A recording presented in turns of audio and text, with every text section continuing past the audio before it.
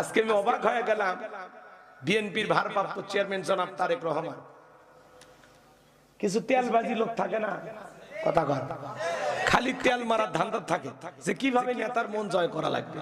তো উনি হেঁটে যাচ্ছেন, এই তেলবাজ কিছু পাতি নেতা যায় ওনার পা ধরে সালাম করার চেষ্টা করতেছে। এ কথা বল না কেন?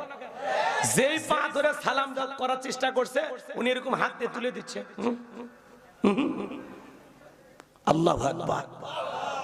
আমি ওই দিন এই ভিডিও দেখে বললাম, এই না হলে শহীদ প্রেসিডেন্ট জিয়াউর রহমানের ছেলে, এই না হলে বেগম খালেদা জিয়ার ছেলে। কথা কয়, তেলবাজিতে তারেক রহমান বলে না। আল্লাহু আকবার। ওনার পা ধরে নেতা কর্মী সালাম করতে গেছে, উনি তুলে দিচ্ছে, ঠেলে দিচ্ছে, সাইড করে দিচ্ছে।